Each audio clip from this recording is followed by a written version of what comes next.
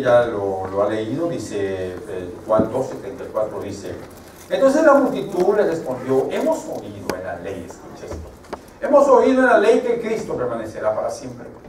¿Y cómo dices tú, el Hijo del Hombre tiene que ser levantado? ¿Quién es este Hijo del Hombre? Una connotación de sarcasmo, hermano. ¿Quién es este Hijo del Hombre? O sea, ellos sabían la expresión Hijo de Hombre, aparecía cuando ellos, Jesús la dice, se había dicho de muchas maneras, en muchas profecías. Pero miren, cuando uno, por ejemplo, se acerca al Edén, uno, sinceramente, hermano, debe temblar cuando se acerca al Edén por lo que pasa. ¿Por qué debe temblar? Porque cuando uno se acerca al Edén, uno encuentra a una serpiente que le habla a una pareja que era perfecta y que tenía comunión con Dios. Escuche esto, porque los que predican sobre guerra espiritual hablan de una guerra entre la serpiente, que obviamente está prefigurando a Satanás, y hablan de una guerra entre el reino de Dios y el reino de las tinieblas. Y exactamente hay una guerra, pero la guerra ahí, ¿sí? La guerra no es echar fuera demonios, la guerra ahí es una guerra entre la mentira y la verdad, entre una mentira presentada como verdad, porque la serpiente le dice a Adán y a Eva: sabe Dios que no moriréis. O sea, claramente se lo dice, incluso utiliza la palabra ciertamente no moriréis. Ahora, yo hago una pregunta: ¿físicamente murió Adán y Eva? No. ¿Te pareciera que la verdad de la serpiente era más acertada que la verdad de Dios?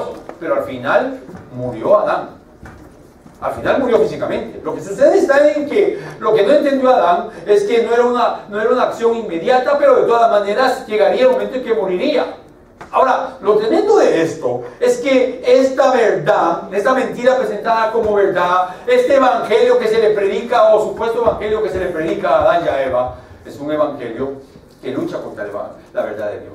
Y que nosotros, hermanos, debemos de sorprendernos, porque hoy no estamos lejos de esta situación. Se está predicando un evangelio que no existe. Hay un circo, hermano, hay un circo evangélico trayendo todo tipo de personajes a este movimiento. Mire, hay payasos que entretienen a la gente diciéndoles cosas que no existen.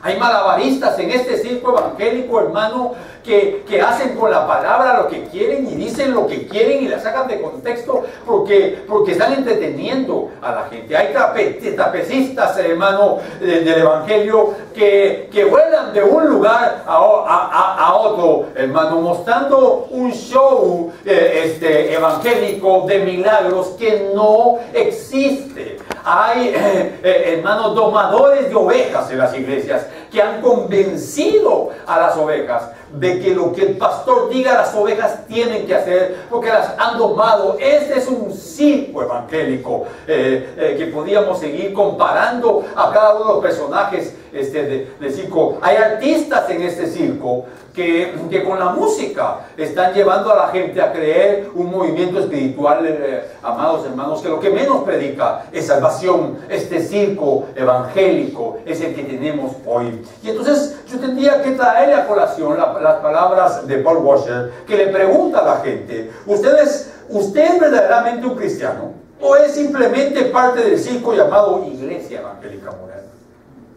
Es decir, hoy cada quien enseña, hermano, cada quien enseña lo que quiere. No hay un respeto a la verdad de Dios. Y entonces la gente se pregunta con toda razón: ¿quién tiene la verdad? Yo quiero hablarles sobre esto, hermano, sobre esta polémica, sobre esta situación tan peligrosa: la verdad de los hombres o la verdad de Dios. La gente hoy le cree a los hombres, le cree a la filosofía, le cree a las ciencias, le cree, hermano, a todo tipo de religiones. Eso es lo que está pasando hoy, se le cree a cualquier persona. ¿Por qué? ¿Sabes por qué, hermano? Porque la mayoría de creyentes no han sido enseñados correctamente de cómo entender la palabra. Así que para llevarlo a comprender esto que le quiero predicar sobre este texto, porque este texto es alarmante, hermano. Este texto, mire, este texto no están hablando con un ministro, con un apóstol, con un maestro, con un pastor, con un evangelista. No están hablando, hermano. En este texto están hablando con Jesús. Y es a Jesús el que le dicen. Entonces la multitud le respondió: hemos oído en la ley que Cristo permanecerá para siempre. Hemos oído en la ley. ¿Y cómo dices tú, el Hijo del Hombre tiene que ser levantado? Estaban desafiando la verdad a la verdad viviente.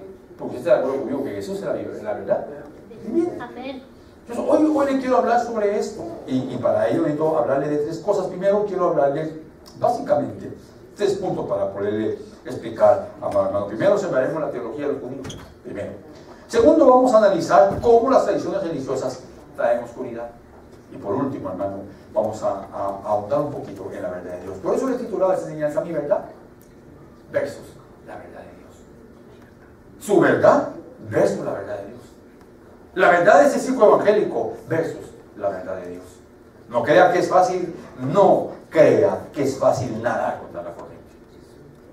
No crea. De la ley hemos sabido, respondió la gente. Entonces empiezo en toda la primera teología de los judíos. ¿Por qué las multitudes le contestaron a Jesús esto? De la ley hemos sabido, le respondió la gente, que el Cristo permanecerá para siempre. Es decir, ellos tenían una teología, una enseñanza que cuando viniera Jesús se quedaría con ellos, destruiría el poder romano en este caso, y se quedaría e instauraría su reino, y Jesús se quedaría en la tierra. Pero como Jesús les estaba diciendo que el Hijo del Hombre tenía que ser levantado y que iba a morir, entonces desafían a Jesús. No desafiaron, hermano, a ningún ministro, desafiaron a Jesús. ¿Me estoy explicando? ¿Usted de acuerdo conmigo que cualquier ministro puede estar equivocado en su interpretación? ¿Sí o no? Porque al final somos hombres. Uno puede estar equivocado, se lo digo abiertamente. Sobre todo yo, que tantas veces que me he equivocado. Tal vez usted no, pero yo, bueno, no usted. Tal vez otro ministro no, pero yo sí me he equivocado muchas veces en cuanto a interpretaciones. Bueno, a mí no me toca reconocer por otros, pero realmente cuando yo escucho muchas veces predicar a otra gente, yo digo, ¿de dónde sacaron esto? ¿De dónde lo sacaron? ¿De qué parte lo sacaron? Entonces, pero a Jesús, ¿quién le podía decir algo si Él es la verdad viviente, la verdad de Dios, la esencia de la verdad? Sin embargo, ellos, las multitudes, desafiaron ¿a quién? A Jesús, diciéndoles, tú no puedes ser el Mesías.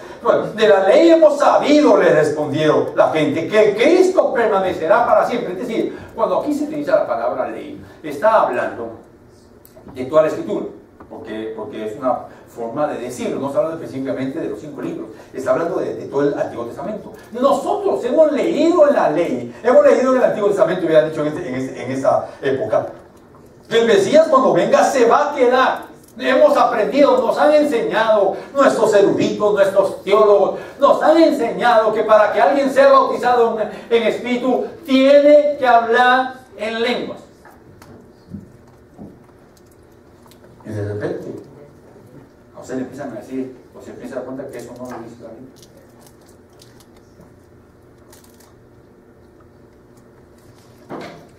Mire, solo para un ejemplo. Pedro a ti te daré las llaves del reino, ¿verdad? ¿Lo ha leído? Sí. Y entonces, ¿cuáles son las llaves del reino? Y empieza la gente, o los ministros empezamos a elucubrar, es decir, a imaginarnos cosas, hermano. No sé si porque comimos hongos alucinógenos, porque casi estamos alucinando con lo que se dice. La llave de la alabanza, la llave de no sé qué. Pero cuando usted revisa el contexto de esto, de lo que le dicen a Pedro, Pedro recibe en el aposento alto el poder del Espíritu Santo e inmediatamente predica y se convierte en 3,000 y el don del Espíritu Santo viene sobre ellos. Le abre, usa la primera llave y le abre la puerta a los judíos para que reciban el Espíritu Santo. Luego mandan a llamar a Pedro cuando en Samaria Felipe está predicando y está convirtiendo, y llega Pedro y Juan y oran por los samaritanos y el don del Espíritu Santo viene por ellos. Ahora le abre la puerta del don del Espíritu Santo a los samaritanos y luego lo mandan a traer para que vaya a la casa de Cornelio, y va Pedro y se convierten y el Espíritu Santo se derrama sobre ellos y Pedro le abre la puerta a los gentiles para que sea derramado el Espíritu Santo. Por eso a Pedro le entregaron las llaves. Solo ahí le abrió la puerta a 3 grandes grupos que conforman a todos los demás. Por ejemplo, si me está siguiendo lo que estoy diciendo. Por ejemplo, usted ha leído que dice, y por todo el mundo, Mateo 28. Mejor se lo voy a leer literalmente porque algunas veces, hermano, hoy cuando enseño, hay cosas que, es que yo solo voy a leer, hay cosas que mejor me gusta leer claramente, textualmente. Y acercándose Jesús les habló diciendo: toda autoridad me ha sido dada en el cielo y en la tierra. Y pues, y hacer discípulos de todas las naciones. Diga conmigo, naciones. Naciones. Miren, por ejemplo, este verso, en este verso hay que hacer un exégesis, pero hay que hacer un exégesis en el griego. Y pues, y hacer discípulos. Y pues sería la primera frase desafiante y hermosa a interpretar. Y hacer discípulos de todas las naciones. Pero solo voy a hablar de las naciones. Cuando usted lee en su Biblia la que sea, naciones, ¿qué entiende? Nación. Guatemala. ¿A cuál le gustaría? Imagínense que nos van a enviar a cada uno de nosotros a diferentes naciones y nos van a pagar todo. Un sueldo de $5,000 mensuales para que usted predique el evangelio. ¿A cuál le gustaría ir? ¿Quién se va al Guti?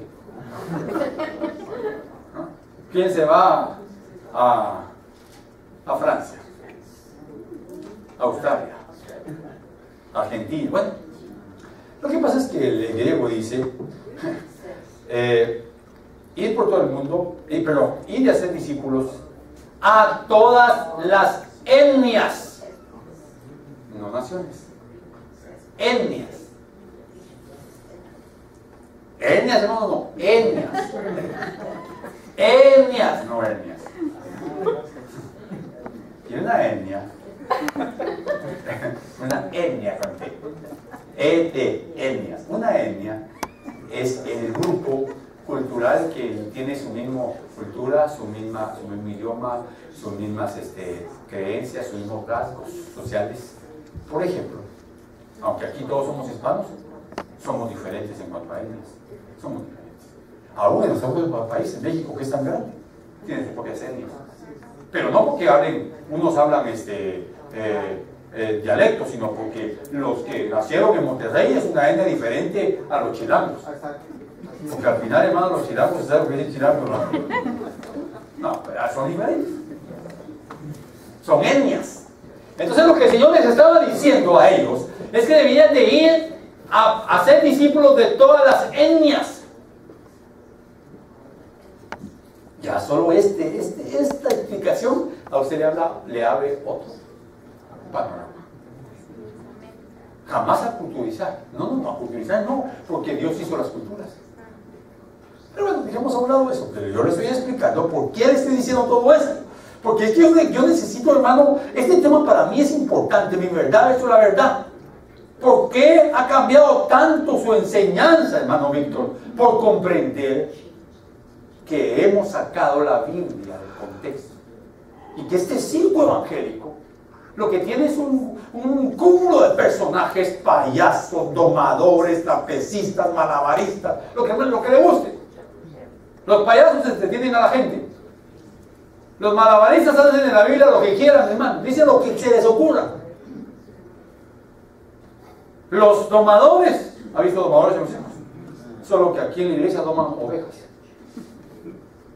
Y la oveja dice: este es mi papá espiritual. E incluso saludan a su papá espiritual y a su mamá espiritual más que a su mamá y a su papá natural. A su mamá espiritual la saludan por Facebook y le la bendicen, y a la mamá, que es la mera nana, no le dicen nada. A mí me dijo un joven, no, pero es que a mí mi padre espiritual me dijo que él tenía más autoridad sobre mí que mi padre biológico. Por favor, no me digas eso. ¿Cómo me decís eso? No, pero es que él me engendró. Él no te engendró en el evangelio. Vos no estás conmigo, pero el que te engendró en el evangelio fui yo. Y tampoco si tu tata que anda por ahí. Sí, hermano, es que mire, seamos honestos. Un papá y un hijo pueden estar molestos, pero al final son papá e hijo. Y se van a reconciliar y se van a, pero que el pastor es su papá. Esas son, ¿sabe qué son? Doctrinas de trapecistas que vuelan de un lugar a otro. ¡Wow! Un circo evangélico. Pero es que la Biblia dice, Pablo dijo, muchos maestros habéis tenido, pero padre solo yo. Por supuesto que Pablo podía decir eso. Porque padre, en los originales y en la cultura hebrea, cananea, protocotanea, griega, padre era un iniciador. ¿Quién es el papá de Lucio? El iniciador. ¿Quién lo inició? El hermano de Lucio. ¿Sí o no? ¿Quién es el papá de Wilito? El hermano Willy. No, le dice el hermano Sergio, yo soy tu tata, por favor. No. Pero nosotros padres solo conocemos la palabra padre entre familia, entre hijos y padres. Pero Pablo está hablando, yo soy el iniciador, el perito arquitecto de la iglesia. Bueno, entonces ellos, la teología de los judíos, hermano, ellos, basados en varios textos como que lo voy a leer, creían, mire, ellos habían hecho una hermenéutica. Hermenéutica entiende usted como interpretación. Escuche esto. Seguí mirando las visiones nocturnas y aquí que con las nubes del cielo venía uno como un hijo de hombre que se dirigió al anciano de días y fue presentado ante él. Está hablando de Jesús. Así le llama, es la primera vez que aparece la expresión hijo de hombre.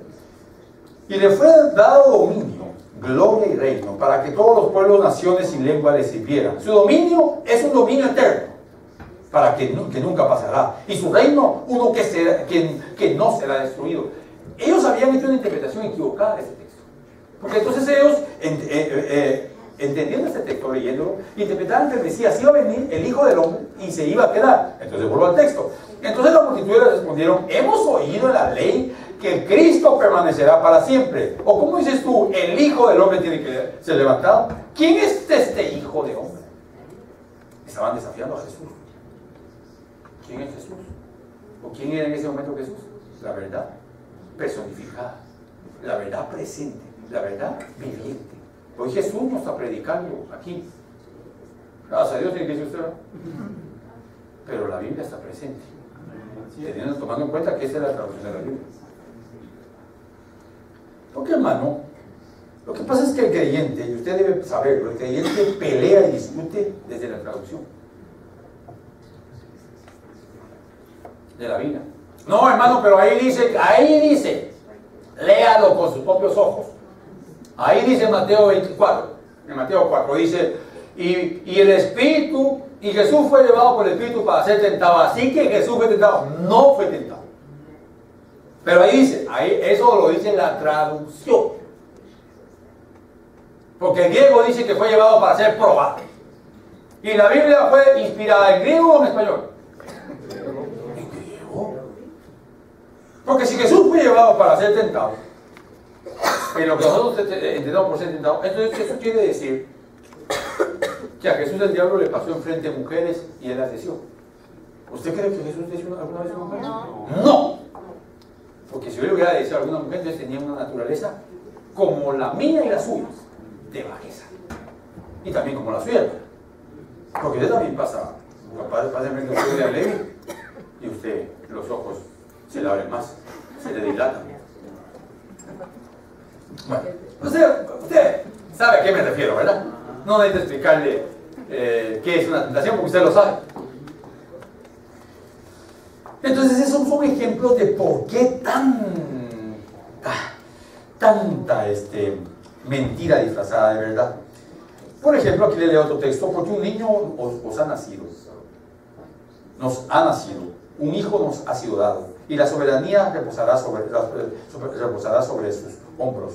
Se llamará su nombre, escucha, admirable, consejero, Dios poderoso, Padre eterno, príncipe de paz. El aumento de su soberanía y de la paz no tendrá fin sobre el trono de David y sobre su reino, para afianzarlo y sostenerlo con el derecho de la justicia, desde entonces y para siempre. El celo del Señor de los ejércitos estará con él. O hará eso con él. Es decir, ¿qué está diciendo ese texto? Que el Señor iba a reinar cuando viniera para siempre. Pero ellos olvidaban que había textos como el de Isaías 54 que hablaba del Cristo sufriente, hermano, como específicamente usted ha leído Isaías 54. Entonces, el propósito no es analizar todos los textos que hablaban del reinado eterno de Jesús. El propósito es mostrarle cómo ellos, usando la Biblia, hacían una interpretación incorrecta de ella. ¿Por qué? Porque querían amoldarla a sus intereses. Mire, usted con la Biblia, la gente con la Biblia puede casi fundamentar cualquier cosa. Por ejemplo, ¿usted sabe que hay iglesias homosexuales? Ellos fundamentan el homosexualismo en la Biblia. Por ejemplo, hay varios textos difíciles de explicar. David, Jonatán, y David también, pero David le dijo a Jonatán: tu amor me fue más deleitoso que el amor de las mujeres. ¿Cómo explica ese texto? Así, en bruto. Wow, David se ofreció a Jonatán, que el amor de Jonatán le había sido más deleitoso que el amor de las mujeres. ¿Ya vieron que son los dos? ¿Ya vieron? Jonatán y David tenían una relación homosexual. ¿Usted no lo cree? ¿Verdad que no lo cree? No. Por supuesto que no lo cree. Pero hay que explicarlo. Eso ya lo explicaba, no necesito explicarlo ahorita.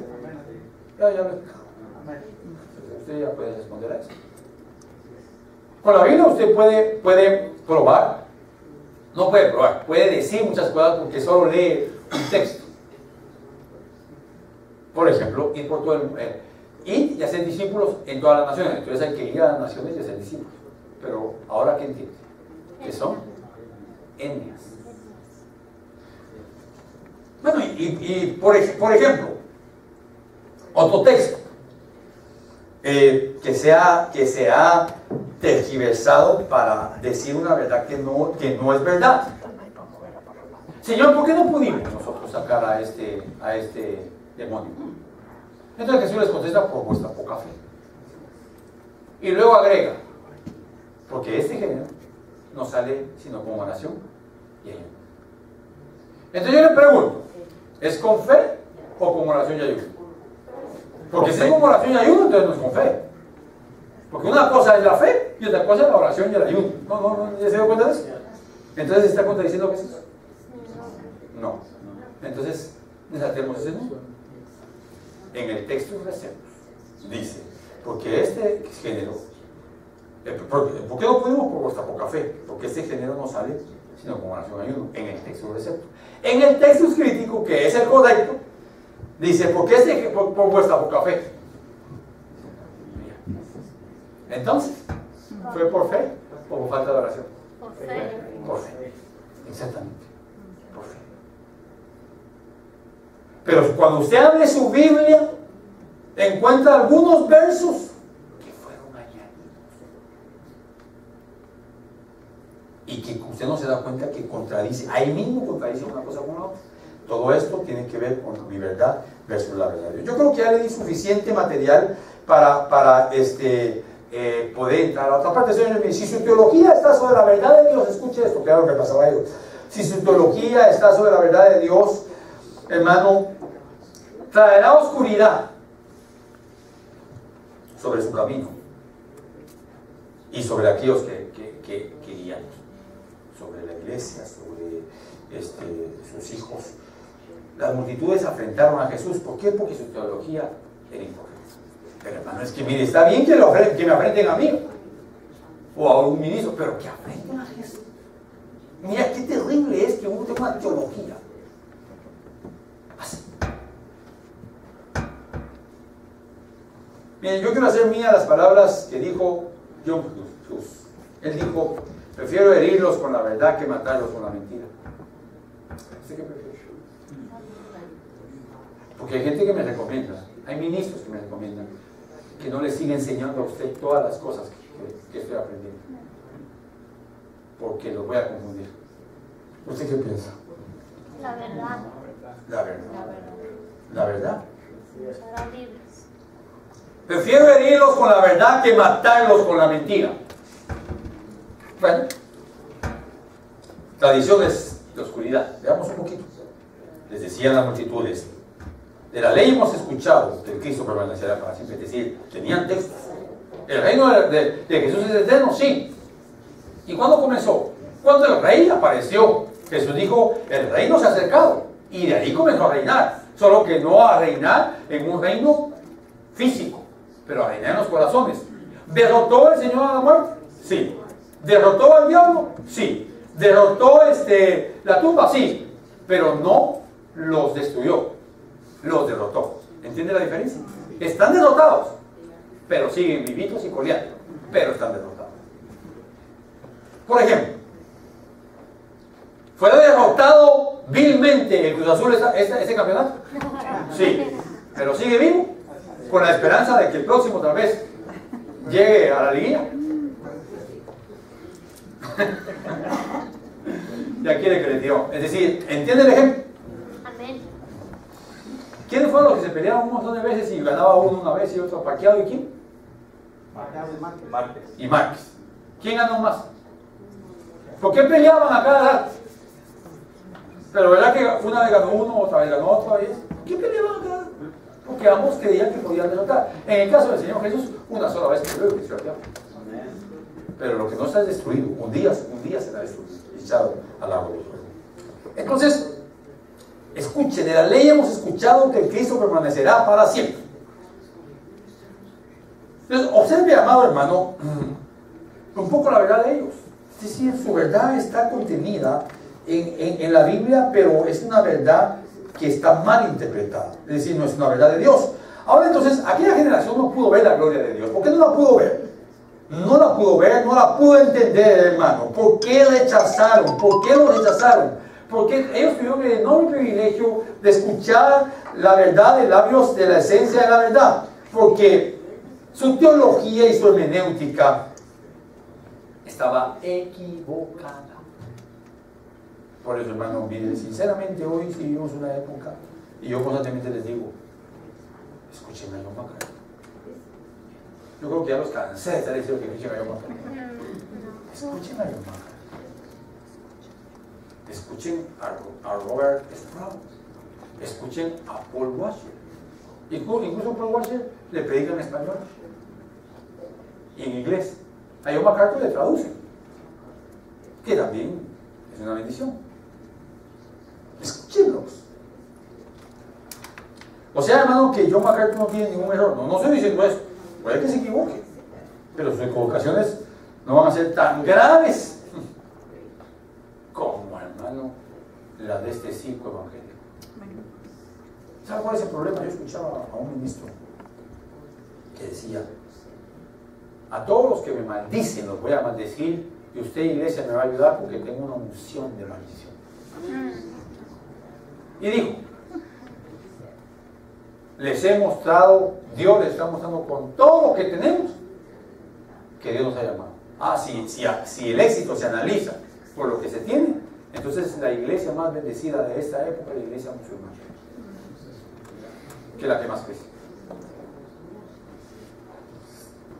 Hay que entender muy bien eso. Las multitudes se oponen a la enseñanza de Jesús. ¿Por qué se oponen a la enseñanza? A pesar de que escucharon, ¿se recuerda que leímos que escucharon del Padre, este es mi hijo amado?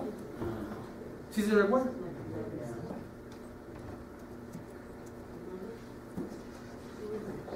Ya no me oye, ¿verdad?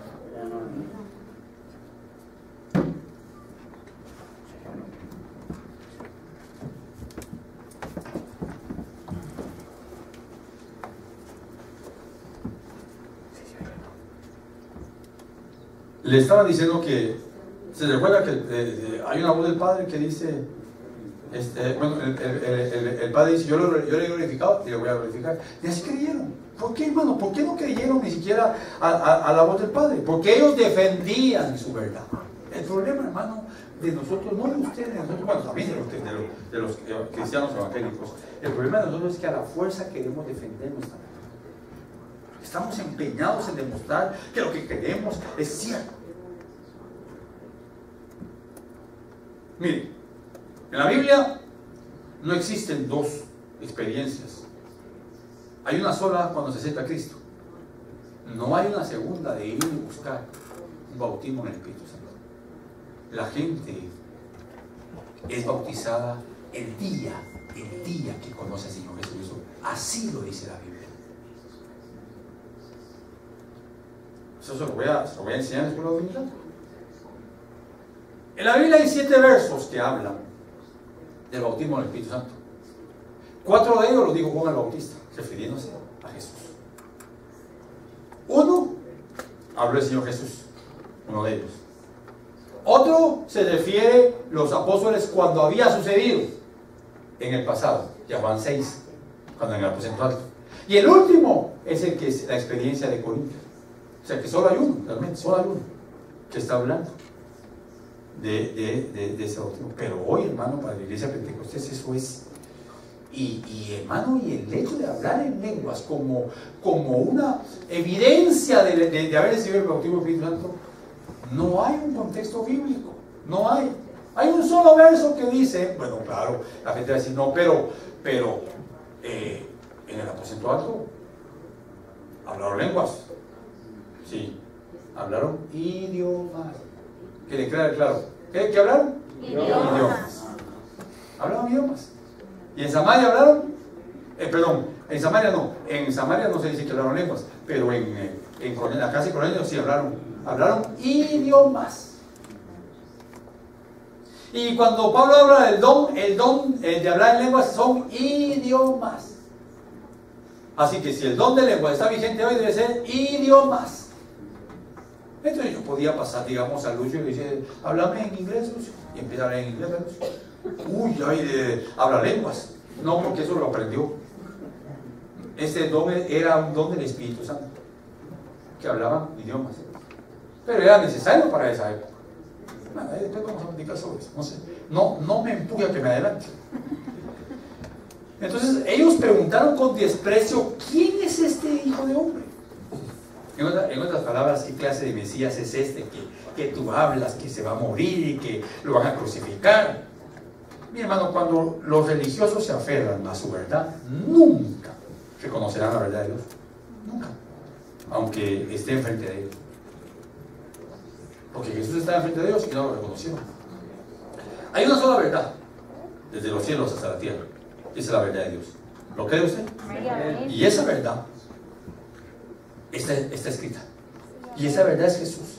Y esa verdad es una verdad de Dios. Y esa verdad es el Espíritu, ¿verdad? Pero usted lea la Biblia. Y por favor, hermano, porque mire, yo sé que de repente cuando uno le pregunta, hermano, ¿a qué se refería la Biblia? Por ejemplo, mire, solo para dar un ejemplo así sencillo, solo le voy a leer un texto tan sencillo que usted lo ha leído un montón de veces. Y lo va a leer otra vez y también ni cuenta se va a dar. Por favor, dígame, ¿a qué se refiere? Vino palabra del Señor a Jonás, hijo de Amitai, diciendo, ok, ¿de quién era hijo? De Amitai.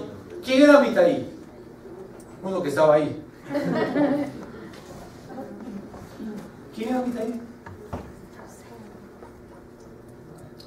Hermano Roberto, ¿quién era Amitai? Hermano Carlos, ¿quién era Amitai? Hermano Lucio, ¿quién era Amitai? Hermano David, ¿quién era Amitai? Un texto tan sencillo. ¿Sí o no? ¿Verdad que uno entiende que Amitai es un nombre? Sí. ¿Sí? Y hasta le pone, ¿cómo se llama su hijo? Amitai. Y Amitai es la transliteración de la palabra hebrea que significa Am de hijo, Itaí de verdad. O sea que ahí lo que está diciendo Jonás, hijo de la verdad. O sea, ni siquiera es un nombre. Ahí en el hebreo, porque está dice hijo de la verdad. Mire qué interesante. Hijo, vino palabra del Señor a Jonás, hijo de Amitai. Y usted lo busca en un diccionario y dice hijo de la verdad, y dice, Amitai quiere decir hijo de la verdad. No, Amitai no quiere decir hijo de la verdad. Es literalmente. Si yo le digo a usted, Richard es hijo de la verdad, o sea que Richard quiere decir hijo de la verdad, ¿verdad que no? Yo estoy diciendo que él es hijo de la verdad. Entonces aquí la Biblia dice que Jonás era hijo de la verdad. Entonces, ¿cómo se llamaba el papá de Jonás? La Biblia no dice. ¿Me explico? Miren qué sencillo cuando uno entiende la escritura. ¿Se da cuenta? ¿Por qué es tan importante? Pero solo hay una verdad. La verdad absoluta que está sobre las ciencias, que está, hermano, sobre las filosofías, que está, hermano, sobre las religiones, la verdad absoluta de Dios. Ellos no podían creer que era el Hijo del Hombre, el Rey eterno, el Mesías, el profeta. ¿Por qué? Porque su verdad los había cegado. Cuando uno prefiere su verdad que la verdad de Dios, hermano, tiene que ser espiritual. Y esto que le digo es sarcástico, porque la verdad es que el hombre no tiene ninguna verdad. Solo hay una verdad. Una sola. Y esa verdad se revela desde los cielos, hermano. Ellos se atrevieron a argumentarle a Jesús que la ley decía que el Cristo permanecería para siempre. Cuando nuestra teología es más importante que la verdad de Dios, seguramente permaneceremos en la mentira. Digamos, hermano, a mí me decía un hermano hace unos días, vos te escuchás como que fueras presbiteriano. A mí ya no me ofende nada ese tipo de cosas. Un día van a decir que parezco luterano. Un día me dijeron que me escuchaba como mesiánico. Pero hermano, decir, la gente lo primero que hace es atacarlo a uno, porque no quiere aprender. Pero usted sí quiere aprender, ¿no? Amén. Amén. Cuando nuestra teología la consideramos la verdad absoluta, entonces, hermano, nunca podremos reconocer la verdad de la Biblia. ¿Por qué? Porque es absoluto lo que creemos. Mire, yo creí alguna vez, soy honesto, yo alguna vez creí que nosotros, no esta iglesia, la iglesia donde yo crecí en Guatemala, una iglesia con una revelación, así lo creíamos nosotros, que no había en todo el mundo nadie como nuestra iglesia. Que nosotros, que incluso cuando nos decían, fíjense que hay un apóstol en Estados Unidos, hay otro apóstol. Sí, nosotros creemos que solo uno había. Pero tiene la misma revelación que nuestro apóstol. Pero tal vez no, pero tiene revelación. Bueno, ya hablamos sobre los apóstoles, ¿verdad? Ya le dije yo que Pablo fue el último de los apóstoles. Y yo. No se bromean. Mi hermano, en este ciclo evangélico, hoy por hoy cada quien rema para donde quiere. Cada quien se sube a su velero, hermano, y deja que el viento de su verdad lo lleve a donde más le parezca. Hoy, hermano, se hacen shows de milagros, show de seminarios, show de música, donde lo que menos se predica es la salvación. Cuando nuestras interpretaciones se convierten en la verdad, las ponemos al nivel de la verdad de la Biblia. Hermanos, tienen que entender, tienen que temer que hay una sola verdad. Y esa está en la Biblia. Amén. Vayamos pues, me quedan 12 minutos, vayamos a la verdad de Dios para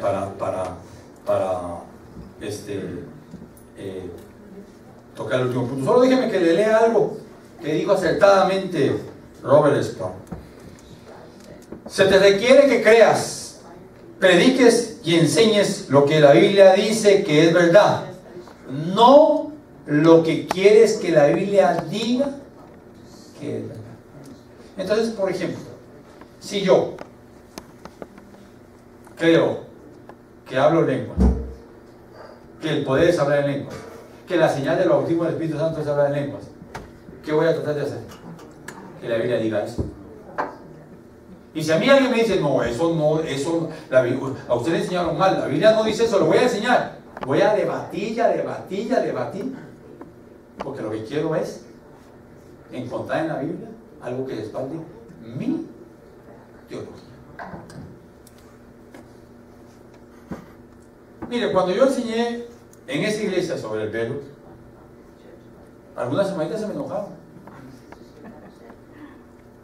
Pero cuando enseñé sobre el diezmo, algunas hermanitas se alegraron.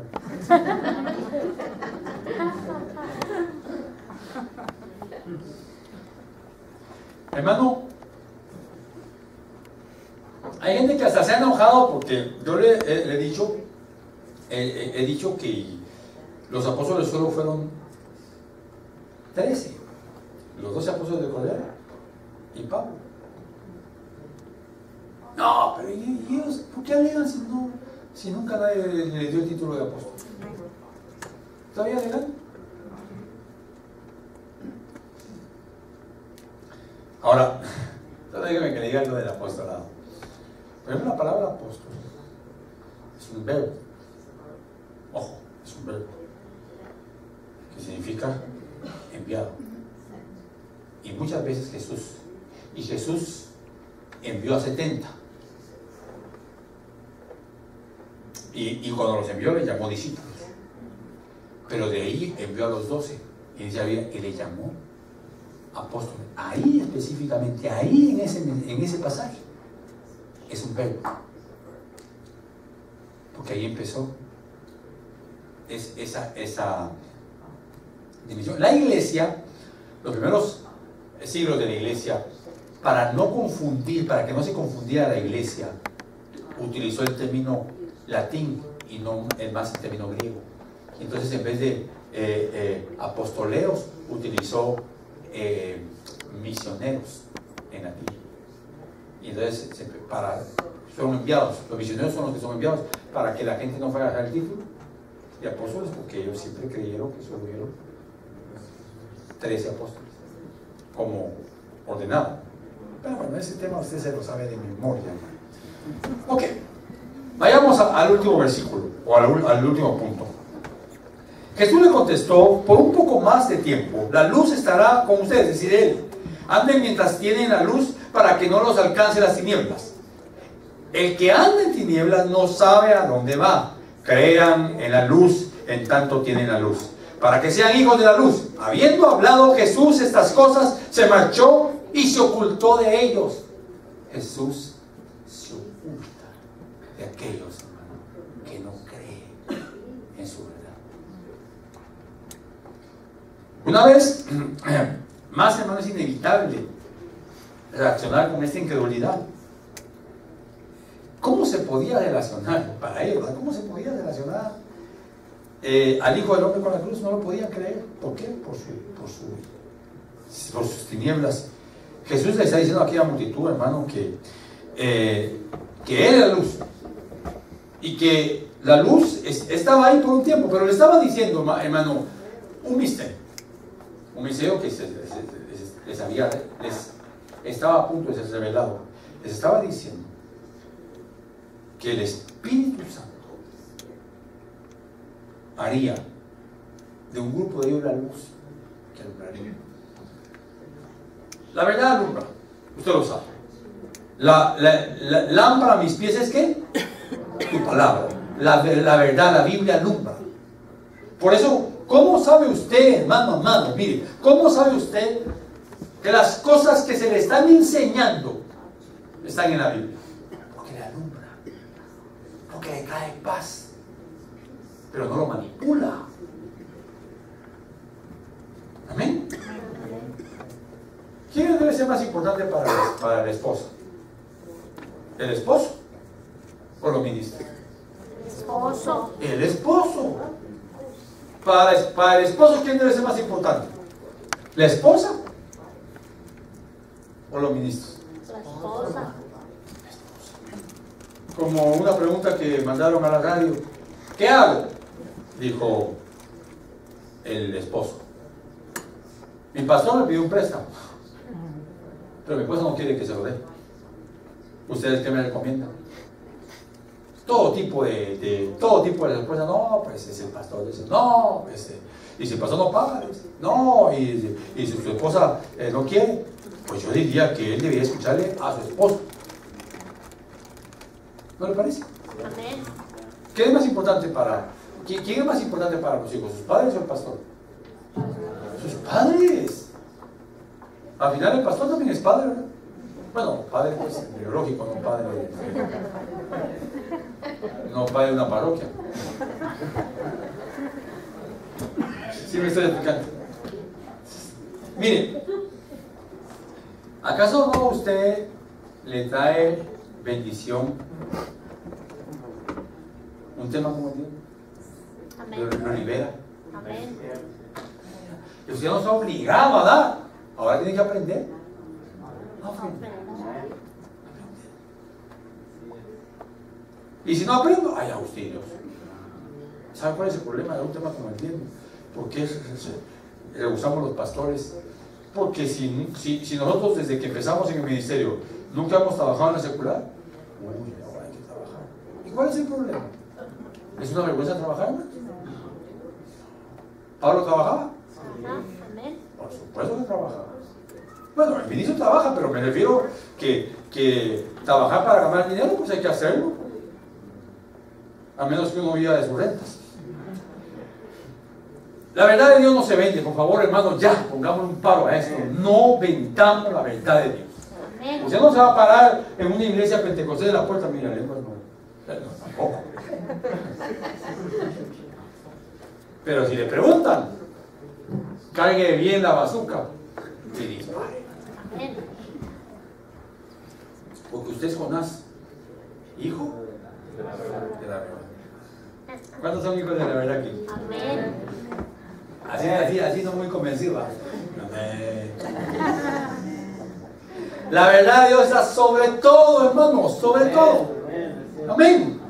Incluso mire este pasaje para aquellos que les gustan los shows. ¿Usted cree que ha habido algún ministro en la tierra que haya superado al Señor Jesús en cuanto a milagros? Mire lo que dice este pasaje que le estoy leyendo. Dice: estas cosas habló Jesús y se fue y se ocultó de ellos, pero aunque había hecho tantas señales delante de ellos, no creían en él. No creían en él.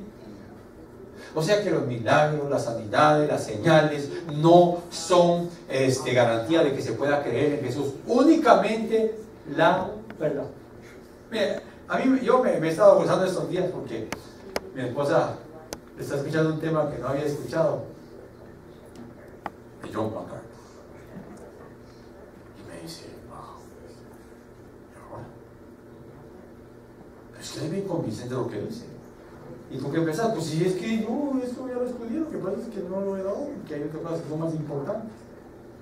Bueno, no sé que sea más importante, son más urgentes.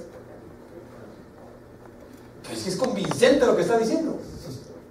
¿Se acuerda el tema que le dije el domingo en la mañana sobre la salvación? La elección. Entonces ya tiene como tal vez que unas 3 semanas que empezó a escuchar esos temas. Y ya sabía dónde iba a meter, porque ni siquiera le dije, sino que estábamos en el gimnasio y entonces yo estaba escuchando un tema de él y ella estaba diciendo el mismo tema, se pusieron de acuerdo. Pero empecé a reír, hermano. Ese tema ha dividido a la iglesia por años. Pero cuando se hace un tema, un estudio sistemático de eso, se queda pero sorprendido. Pero bueno, ese no es el tema. Se lo estoy trayendo como ejemplo porque estamos hablando de la verdad. ¿Usted cree que la Biblia es la verdad de Dios? Amén. Pero está consciente de que esa es la traducción. Amén. Así como la traducción hay cosas que son intraducibles. Le voy a dar un ejemplo en su idioma. ¿Cómo me traduce WhatsApp? WhatsApp. Bésame. ¿Cómo lo doy?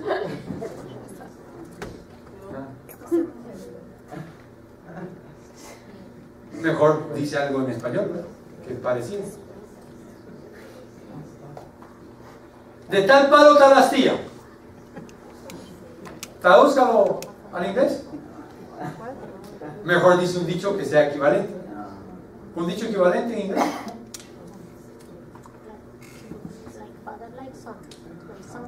Like father, like son. Pero hay otro, ¿verdad? ¿Cuál fue el que me dijiste? The apple doesn't fall. Ah, sí. ¿Te recuerdas de ese dicho? Decirlo para que lo vean. Ahorita aquí. El apple fell. The apple doesn't fall far from the tree. Ese está. La manzana cae, No no cae tan lejos del árbol. La manzana no cae tan lejos del árbol. Ese sería el equivalente a tal palo, tal astilla. Pero los dos dicen cosas diferentes. Son intraducibles los dos, pero es equivalente. Entonces es intraducible muchas cosas de los que están en griego y en hebreo. Pero no es tarea suya, es tarea del ministro. Me quedan 20 segundos. Termino con esto. Esto lo dijo Henry Tolopido. Henry Tolopido dijo esto. Yo le pido que lo escuche. Hermano, él es el que le traduce a John MacArthur. Él dijo, la guerra espiritual real y genuina no es la que uno ve y espanta de demonios por aquí y por allá y trata de retar, quitar y sacar. La guerra espiritual es la verdad de Dios en contra de la mentira de Satanás. Así que Dios les ha dicho que el día que coman de ese fruto moriréis. Ciertamente no moriréis. Se atrevió el diablo a reinterpretar la Biblia. Cuando atacó a Jesús, lo atacó con una interpretación errada, pero usó la Biblia. Pero si los salmos dicen, tírate, porque los salmos dicen, que cuando no digo los salmos, pero mencionó un salmo, hizo una reinterpretación de las escrituras.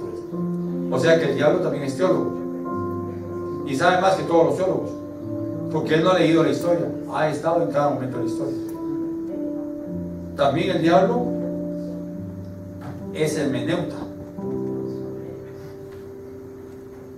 pero como es un mentiroso, no puede predicar o enseñar. A ver, ¿tiene sus ojos cerrados? Y con sus ojos cerrados